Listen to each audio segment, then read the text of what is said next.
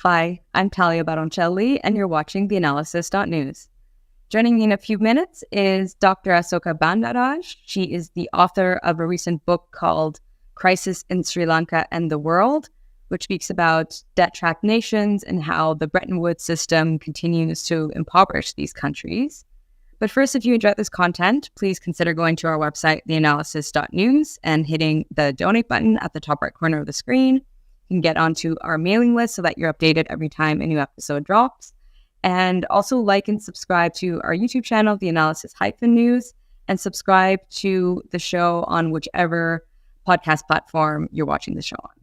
See you in a bit with Dr. Asoka Bandaraj.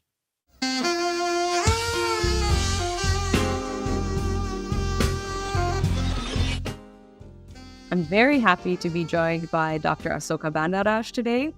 She is an adjunct professor at the California Institute for Integral Studies. She's also previously taught at the University of Brandeis and Georgetown University in Washington, D.C., and held tenure at Mount Holyoke. She's published extensively on colonialism in Sri Lanka, and her most recent book is called Crisis in Sri Lanka and the World. So thank you so much for joining me today, Dr. Bandaraj. Thank you very much for having me. Really appreciate it. Your book is very timely because it speaks about the current debt crisis in Sri Lanka, but it also contextualizes this debt crisis, tying it back to the Bretton Woods system and also to European colonialism, which resulted in the impoverishment of society in Sri Lanka. And I think a lot of the colonial, or I would say mainstream portrayals of what's going on currently in Sri Lanka miss the mark, and they don't really offer the context that your book offers. And, the mainstream narratives essentially say that Sri Lanka has not been following through on its commitments to the IMF or to the World Bank, and that's why it's in this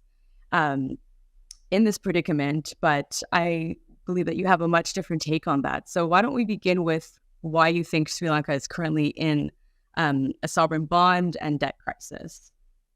Well, as you point out, the mainstream analysis is very limited. It focuses on the COVID-19 crisis, the Ukraine war and its ramifications, and local mismanagement, corruption, etc., that contributed to the emergence of this debt crisis in 2022, towards the beginning of 2022. And those are important factors, that played into the crisis. But the crisis is much more long-term. And as you pointed out, it has to be seen in global context and also historical context, which is what I try to do, to show that the colonial and neo-colonial policies, particularly neoliberal policies, have tethered countries like Sri Lanka into this debt cycle. And although they provide standby loans, they are not meant to extricate these countries from the debt burden and to make them self-sufficient and sustainable in the long term. It is more to maintain the current financial and economic system.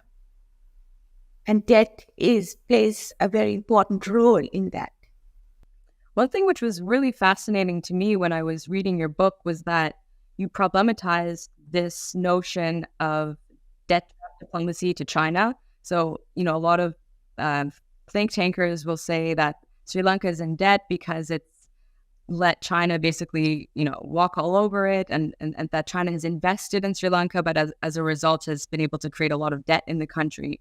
But you actually point out that a lot of the debt is held by private asset managers such as BlackRock, and that a lot of the international sovereign bonds which Sri Lanka has are provided for by BlackRock. So could you speak about that dynamic as well, and how this sort of unregulated asset management financial system has contributed to the debt issue in Sri Lanka? Yeah, the statistics are there, although they are not really used in the mainstream analysis correctly, that of the total foreign debt, only about 10% is owed to China, and 48% is owed to is due to private market borrowings, which is mostly international sovereign bonds, which means, and they are mostly EU and US backed ISDs, that more than 80% of the foreign debt is used to Western creditors. And that is something, that is often overlooked. Of course. And perhaps another thing which has been overlooked in the mainstream narrative are the agricultural reforms which were instituted in 2019. There were certain agricultural reforms which were, I believe, quite ambitious and even positive, trying to help smallholder farmers or to have a different sort of agricultural system which wasn't primarily based on an export plantation system. But would you say the portrayal of some of these reforms and how these reforms contributed to Sri Lanka not being able to make good on its debt payments is perhaps an inaccurate way of examining those reforms? Yeah, it's a very complex issue. There was a shift to organic agriculture, which the Gotabaya Rajapaksa administration had promised, but it was done very quickly overnight in order to save foreign exchange, to, not pay out for agrochemicals and pesticides that are being imported. Now, organic agriculture is no doubt the way to go, but it's not something that you can change overnight, because these small farmers, especially rice farmers, had been encouraged to shift from organic agriculture to the use of pesticides, agrochemical fertilizers over time. And they were induced to do that through the neoliberal reforms since the 1960s. And now suddenly they were told to switch back to organic agriculture overnight. And that did not work out. It sort of backfired. So that was used by certain groups to condemn organic agriculture altogether. And now they're back to, importing chemical fertilizers and pesticides. So it was a very unfortunate experience, because something that should have happened over time, got enmeshed in this whole debt crisis and debt relief issue. Well, maybe this is a good way to speak about the history of colonialism by using this issue of agriculture.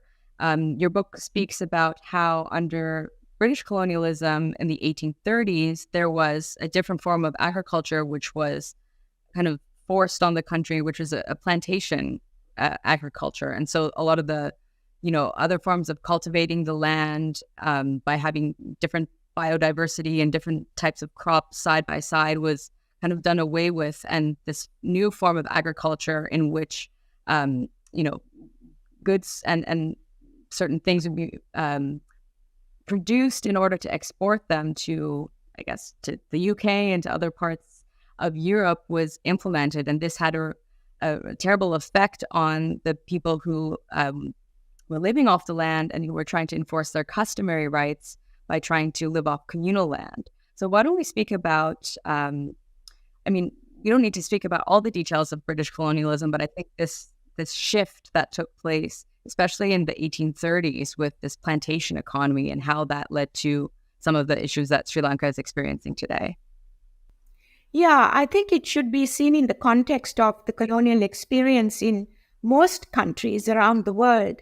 The introduction of an import-export economy into economies and societies that were essentially self-sufficient and were focused on production of their essential food and other goods and services that they needed. Instead, with colonialism and the development or the superimposition of plantation economy and export production, the focus shifted towards these monocultural, large-scale export production, like in the case of Sri Lanka, first coffee and then tea. And this shifted the priorities. So the emphasis was on producing coffee and then tea, and then importing food, including rice. So this created this dependent model of development for a lot of global southern countries, and that trajectory has continued because the World Bank, the IMF, and the Western countries are definitely continuing to promote export production at the expense of import substitution industrialization, which many ex-colonial countries, including Sri Lanka, tried in the immediate post-colonial period. But there were a lot of obstructions from the outside, particularly the global north, against these countries from becoming self-sufficient and developing their import substitution production, particularly in the areas of food and essential needs. I mean, would you say that there was a period, and I'm not speaking about pre-colonial periods, but I'm talking about more in the modern experience, where Sri Lanka really was able to subsist off the land? Would that have been, in the period of its independence and in the subsequent decades, or is that a bit far-fetched? Yeah, I think these dependence deepened gradually over time. And there were periods where there were efforts to develop local agriculture, like through the Green Revolution and so on. But that led to a lot of use of, agrochemicals, pesticides, and so on, and that created other issues. But that also accompanied land commoditization, which was a process that was started under the British. In order to develop plantation agriculture, they had to introduce private property rights to land so that land became a commodity. And this was, to some extent, mitigated due to social democratic policies, which were introduced starting in 1931, which are called the Donamo reforms, where there were efforts to preserve the land without being commoditized. So even today, 80% of the land is held by the state, with small farmers they have rights to the land, but they don't have outright ownership where they can sell the land. But now there is an effort to release this land to the market. And what would happen then is that many of these small farmers who are in dire economic situation would sell the land, and the land would then fall into the hands of external interests, including transnational corporations, agribusiness, for example, for export production. So part of this whole neo-colonial project, in addition to, getting control over other resources like the ports and energy and communication industries, is also to get control over the land.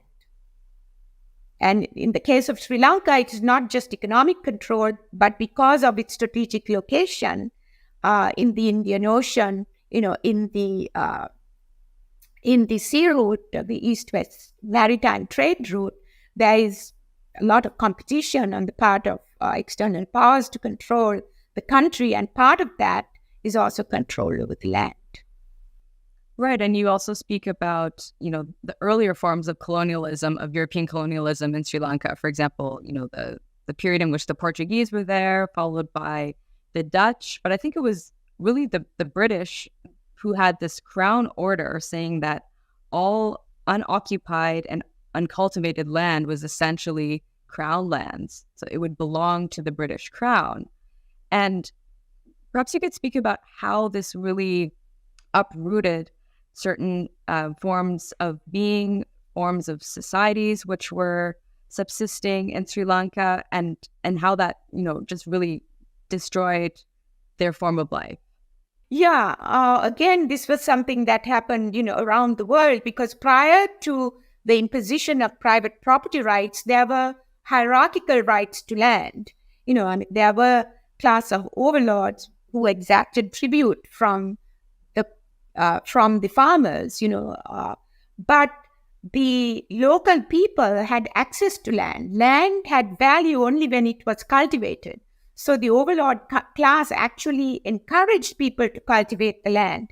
But when the British came in and introduced plantation agriculture, they needed a lot of land, and they claimed that the common land, which was open to cultivation by local producers, was crown land, and the common people were asked to produce documentation, titles to land which didn't exist, because the common land would be cultivated and let as fallow land until subsequent periods of cultivation. So there was a huge conflicts over land between the British and private interests and the local cultivator class.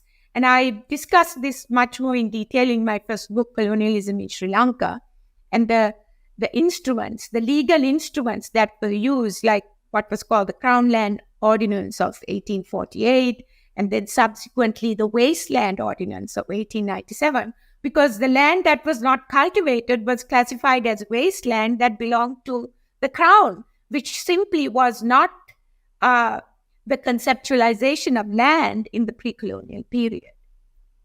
And in a sense, that project that was started under colonialism still continues with new developments like the so-called MCC, the Millennium Challenge Cooperation Pact, that was introduced to Sri Lanka, recently, although it was not signed. Many of the objectives of that, like land commoditization, opening the land market, is continuing, and this could lead to displacement of local people from the land. With the rise of agribusiness and control of land by transnational corporations and some local interests.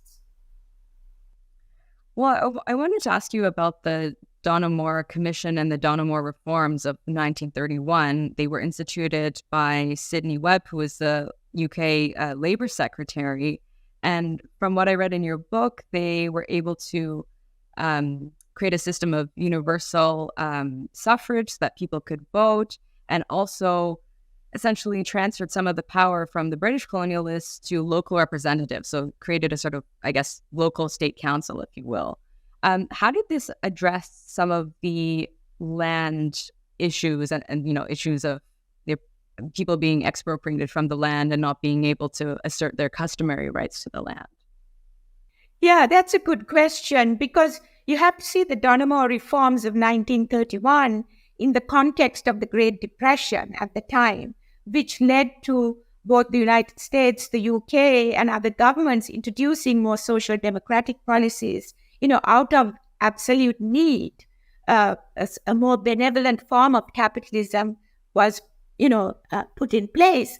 And some of that had their ramifications in the colonies as well, because the Donoughmore commissioners appointed by Sidney Webb had more social democratic leanings. So when they introduced local self-government, along with the franchise, it empowered the majority of the populace, which had no rights to vote or any representation prior to that. So with the franchise, universal suffrage, the local elites had to meet some of the needs of people in order to get their vote. And that led to introduction of a system of free education, a system of free healthcare, which in the long term led to high quality of life index in Sri Lanka, making Sri Lanka a very unique place in the world, especially in South Asia, in terms of standards of living, high literacy, low infant mortality, low maternal mortality. So although economic growth rate was low, in terms of the standard of living, Sri Lanka occupied an enviable position. In fact, I give the statistics in my book, had higher PQLI, physical quality of life indices, than even China or India or some of the other southern Asian countries. And that these are now being attacked by the expansion of neoliberal policies. But just one more point with regard to land issues, going back to the Donamo reforms, one important piece of legislation that was introduced was the Land Development Ordinance of 1935, which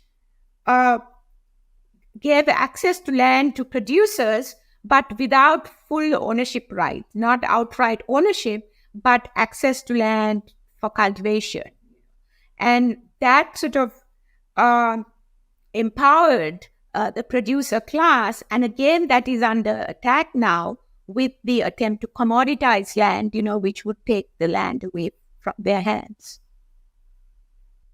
Why don't we speak about rebellion and independence in Sri Lanka? I don't think the West was so happy with that movement, and neither was the United States. I mean, you speak about how John Foster Dulles, who was he U.S. Secretary at the time, State Secretary? I think, there are some documents that illustrate that the U.S. was potentially looking at overthrowing some of the ruling elite in Sri Lanka because they were opposed to their, I guess, more communist and nationalist leanings. So why don't we talk about the influence of the United States in the sort of early years of Sri Lankan independence, and in particular, there was an official from the central bank who was appointed to also run the central bank of Sri Lanka. Right. It's a very interesting history that is really not part of the mainstream discussion or discourse. And I have a whole chapter looking at the transition from the classical period of classical colonialism to post-independence period. And that was a very vibrant period around the world where the ex-colonial countries were trying to decolonize and move on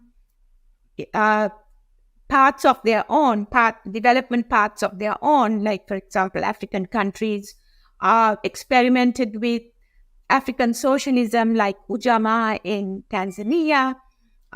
Latin American countries experimented with import substitution. There was a lot of nationalization, like, for example, the Suez Canal in Egypt. And in Sri Lanka, too, there were a lot of efforts to decolonize and go on an independent trajectory of its own.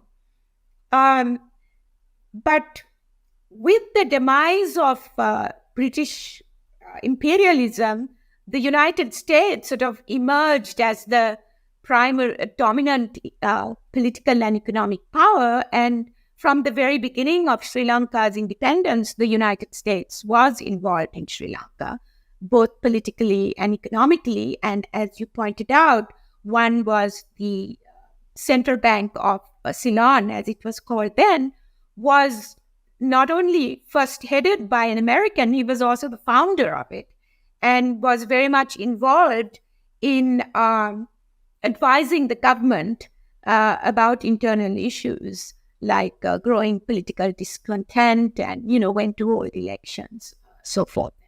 And also there was election interference. There was also, because the Cold War was happening and the United States and the West was trying to prevent a lot of ex-colonial countries from joining what they saw as the communist bloc, even when these countries were not necessarily trying to join the communist bloc, but they were trying to forge their own paths of development. Like in Sri Lanka, it was called the middle path, more influenced by Buddhism. But it was perceived as a threat to Western dominance. And there was also, to some extent, Soviet involvement, but it was much more US and Western involvement. Right, and the election interference you're speaking about, I think it was in 1956, and part of it was because of the opposition to an agreement that was reached between, I guess, I don't know if you would still call it Sri Lanka or Ceylon at the time, but... It was Ceylon at the time. It was Ceylon at the time, okay. So between Ceylon and China, in which Ceylon would sell rice to China below the market price, and then in return they would charge a much higher rate for rubber. And so that was a way in which they could perhaps fund some of their own infrastructure developments. And I think a lot of Western countries, especially the United States, saw that as a threat, saw that as Ceylon moving closer towards China, and that would disrupt its own hegemonic rule over Ceylon. Right, right. And that was like 1952. And but the Rubber Rice Pact was considered, one of the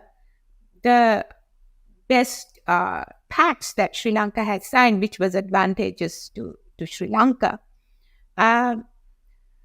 Yes. So, however, because of Western pressure and so on, Sri Lanka did not have diplomatic relations with China until much later.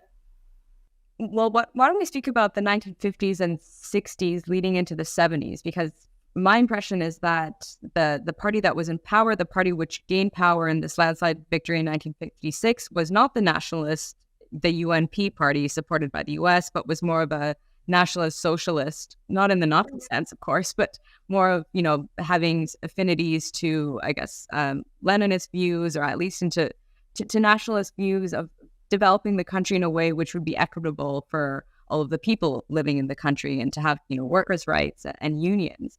But then there was a massive shift in 1977 and 1978 in which Sri Lanka came into its own, so to speak, with a new constitution. But that was the period in which neoliberalism was really enshrined in the system. It was kind of baked into the system in the late 70s. And I think a lot of the debt issues that Sri Lanka currently is experiencing can be tied back to 1978. So why don't we speak about what happened then, how the political system changed, and how this, shackling of Sri Lanka to this international economic system in which inequalities are basically exacerbated was really put into place then. Yeah, you put it very well. In the 60s and 70s, Sri Lanka, along with, other ex-colonial countries, really tried to extricate themselves from this colonial pattern of development, which subordinated these countries, and where the colonial import-export economy was continued. And there were sort of valiant efforts, not only with regard to creating a new international economic order, but also a non-aligned political movement where these countries could develop on their own paths without belonging to either the West or the communist models, like during the Cold War. And in Sri Lanka in particular, Sri Lanka played an important role in all these efforts. Although a small country, it had a very dynamic leaders who were instrumental in the non-aligned movement moving forward, as well as the new international economic order throughout the United Nations Commission on Trade and Development, and also to keep the Indian Ocean as a zone of peace, and without Sri Lanka getting enmeshed in superpower struggles. So it was a time of hope, and for both Sri Lanka and the world, for these ex-colonial countries to develop on their own paths. But it was resisted, particularly by the West, and with certain amount of sort of internal mismanagement and corruption and all that, some of the programs towards, for example, nationalization of foreign-owned plantations and some import substitution programs face difficulties, not only because of internal mismanagement and corruption, but also because there were a lot of external pressures against them. So that's when, with external support, there was this shift towards a neoliberal model and a complete full-scale acceptance of the open economy. As I quoted, the president of the time said, "Let the robber barons come, and it was called the open economy. It was just thrown open to anyone, any force that could come and reap profit. And so gradually, the welfare state that had been begun under Donamo reforms began to be whittled away, and privatization of the plantations again started, and also in privatization of the energy and telecommunication industries, so on and so forth. So this has continued from 1977 to date, but with the economic crisis, there's an intensification of the neoliberal model, and with in concurrence with geopolitical rivalry over Sri Lanka. So it's not just the economic crisis, but it is also the geopolitical rivalry and what has been referred to as a new Cold War that has played into essentially a takeover of Sri Lanka. Because if you look at what's happening now, the ports are owned by three external powers.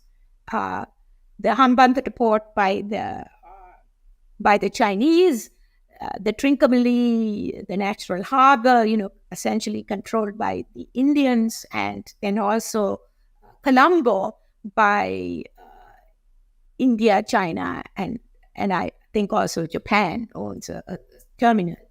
And then telecommunications, energy corporations are being privatized, including the Ceylon Petroleum Corporation, which was created in 1961 when the left nationalist government nationalized the foreign-owned petroleum corporations at that time, Caltex, Esso, and so on, and created the Ceylon Petroleum Corporation, which is now being privatized again. And what about the private foreign investments that have been conducted in Sri Lanka? Did a lot of them also start around that same time period in the late 70s? And would you say that a lot of the current financial policy is in a way to secure sort of rights of these private investors to ensure that there's stability in the country so that their investments are protected? Yeah, absolutely. I mean, that prevails over the rights of workers and local people. And if you look at even, say, the tourism sector, which was one of the major sectors of the export production model, there haven't been enough studies on that, who really benefits from tourism. Like in many sectors involved in neoliberal export production, a lot of the profits go outside of the country. And I have lots of figures on the drain of resources, not just from Sri Lanka, but from the so-called global south, and the net transfer of resources and wealth from the global south to the global north rather than the other way around. Like, I think between 2018 and 2017, as I point out in my book, there was a 4 trillion transfer in terms of debt interest alone from the global south to the global north. And, Sri Lanka has been very much enmeshed in this. And what is often forgotten is that a lot of the foreign exchange that the countries earned during the period since 1977 has been from worker remittances. That is, ordinary people who are going to work in the Middle East and sending their remittances to the country, which has become the number one form of foreign exchange earnings, even during the crisis. While the elite, including import-exporters in Sri Lanka, have, through tax loopholes, stashed their money in outside of the country, some 38 to 50 billion. It is the ordinary workers working in the Middle East, including women domestic workers, who have been sending money, remittances to the country and also helping maintain their families. And another sector is the manufacturing sector, the garment export sector, which was, promoted, with the neoliberal reforms, and Sri Lanka became a big garment exporter. And I have a lot of information about that sector also. It's been very tightly controlled. The worker rights have been really slashed, and the wages are very low. And, there's in each of these sectors, whether it is the continuing plantation sector, the garment sector, the labor export, the tourism sector, the local people, the labor, rights have been slashed, and their earnings also have gone down with economic downturns, like, during the COVID crisis, for example. Well, we were speaking about the fact that a lot of workers in Sri Lanka have been forced to leave the country to work in other countries and to send remittances back home. But one thing you point out in the book is how the same European colonialists who were running the Atlantic slave trade were also importing a labor force into Sri Lanka in, I guess, the 1800s. Like hundreds and thousands of people, like a Tamil workforce, is being imported. But now it's kind of the opposite as to what's going on right now, where people are forced to leave because they can't make a living in Sri Lanka. But why don't we shift now to the issue of climate? Because Sri Lanka, because of its, geographical location and its huge, massive coast, there's been so much coastal erosion. And I think it's unfortunately very vulnerable to flooding and to other environmental catastrophes, and just, global climate catastrophe in general has had a really horrible effect on it. So what do you think needs to be done in order to assist Sri Lanka? Should there be reparations? Should there be, institution of loss and damage? This is something that it was talked about in some of the recent IPCC climate conventions, where loss and damage is, an issue. A lot of global South countries are speaking about this and demanding that, money be paid out toward them in the form of reparations so that they could better deal with climate catastrophes, since they're much more vulnerable to a lot of these climate catastrophes. Yeah, these again need to be, because we cannot separate the environment issue from the issue of protecting people and societies. So we have to have both the ecological and social welfare approach, that are simultaneously addressed. And some of the discussions around debt for nature swaps for the global South need to be really examined much more closely, because a country that is debt-ridden like Sri Lanka could be asked to protect its forests in a debt for nature swap. And on the face of it, it's well and good, but we have to also remember that people's livelihoods are important, and that the onus of protecting the forests and the environment should not be placed on the global South alone, when in fact countries like Sri Lanka have had a minuscule carbon footprint. Their carbon emissions have been minuscule compared to the emissions of the dominant countries, the global North, the US, Europe, China, and so on. So I think we have to have more of a climate justice approach, where the climate issue and the survival of people are addressed together. And also, sorry to interrupt you, but what is the debt for nature swap that you're speaking about? Could you explain what that is, as well as some of the mechanisms tied to it? Yeah, I don't know too much about it, but that's been talked about, that in order to address the global climate issue, one approach could be that the debt of some of the global southern countries be cancelled if they agreed to protect natural resources, particularly forests. And on the face of it, it's a good idea, but some local people themselves, not just in Sri Lanka, but around the world, have been questioning that. Should that be at the expense of survival of local people who depend on forest resources and to some extent forest development. So that's why it has to be a much more balanced approach. I'm not saying that forest protection is not important. It's extremely important in a place like Sri Lanka, where the deforestation has been immense starting in the colonial period, mostly starting with plantation development.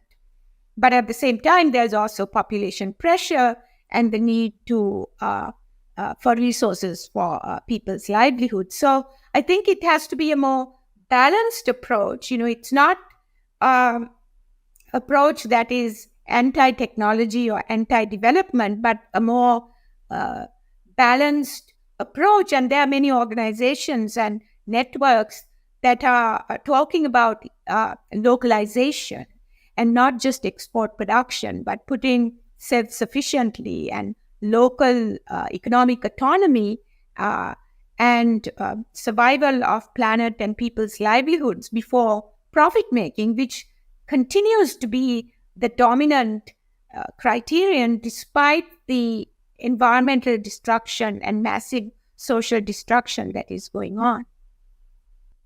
And how would you assess the environmentalist movement within Sri Lanka itself? There were protests, for example, in 2022 against the prime minister at the time. But would you say that they were really influenced by this, ecological consciousness that climate change is something that's, a huge issue in Sri Lanka and the world and in the rest of the global South, and this, awareness of neoliberalism and how it's exacerbating the debt issues in Sri Lanka, or was that not part of the demands whatsoever? Yeah, I think not enough. I mean, there have been, environmental organizations and networks fighting a number of these neoliberal and externally funded projects, like including the Chinese port city, the Hambantota city, the Millennium Challenge Corporation Compact, so on and so forth. But if you look at the Aragalaya protest movement, which emerged in response to the massive economic crisis and the ouster of the previous Rajapaksa regime, there was not sufficient. They called for system change, but for them, the system change was the removal of the then president and the prime minister, rather than an understanding or a deeper exploration of the roots of the crisis in the global economic and financial system. And also, there was really a lack of an understanding of the environmental dimensions of the issue. So I think, both in Sri Lanka and the world, we have to put the environment first and people as part of the environment before profit. And the whole domination paradigm, if you will, which is what is being pursued in spite of this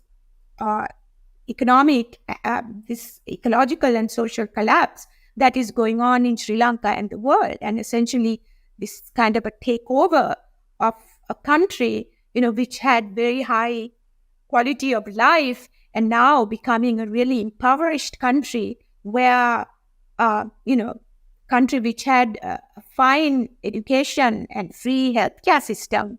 Now some of the hospitals don't even have a single anesthesiologist because the doctors are leaving, professional classes are leaving. It is a real tragedy to see this country, which was an exemplary country in terms of the standards of living in the global South, becoming an indebted, impoverished country, and people are in such a desperate situation that there is not much voicing of alternative perspectives. And that's why I think sort of talking about Sri Lanka in the global context and in the international arena is really important to bring these issues before the global audience.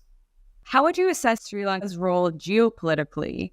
It's been neutral for many decades, but would you say that it's kind of in with the BRICS, so to speak, that it's maybe seeing its future together with countries like Brazil, India, China, and Russia, since the Bretton Woods system has only really continued its impoverishment?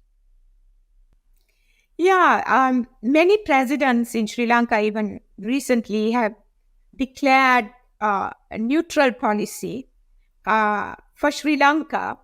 But because of the intense geopolitical rivalry uh, over Sri Lanka, uh, Sri Lanka has become sort of subordinate to several masters instead of one. There's so much pressure.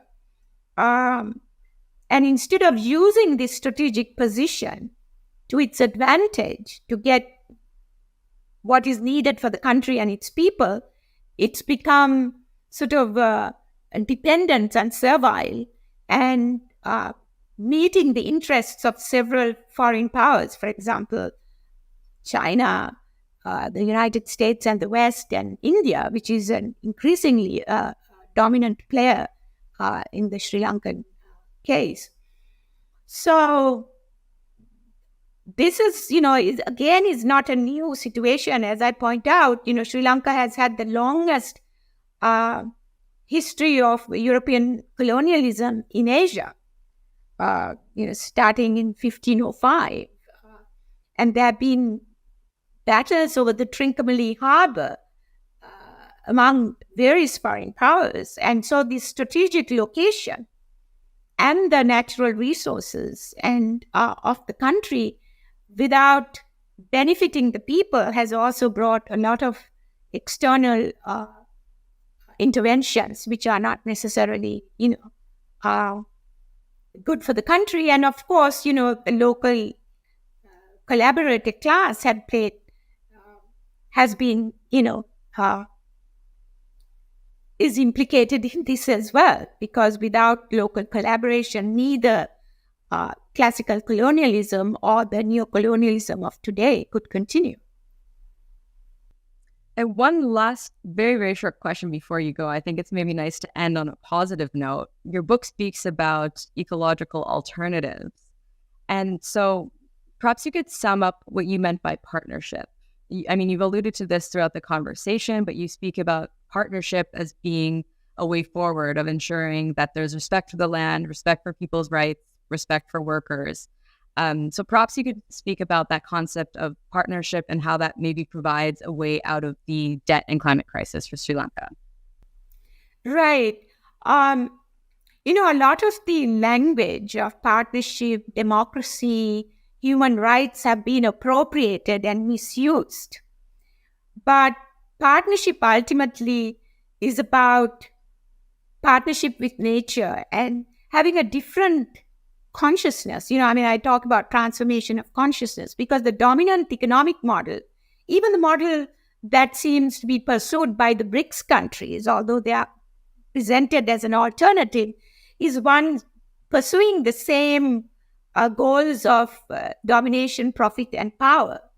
And I think instead of that, we need one where we honor the needs for social justice and environmental sustainability, which requires us to live with nature.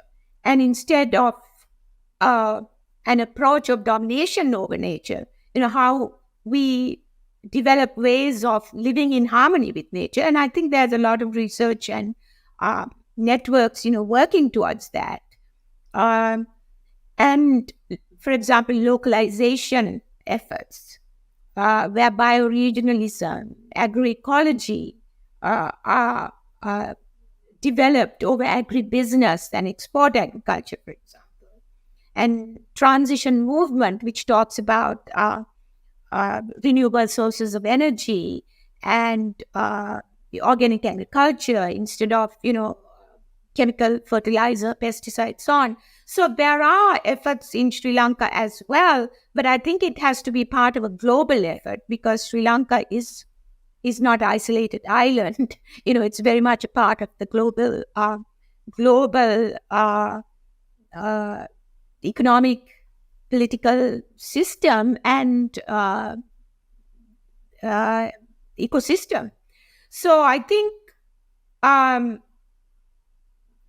there's got to be more consciousness that the crisis in Sri Lanka or Zambia or some other indebted country is not just an isolated one, which is the way it is approached.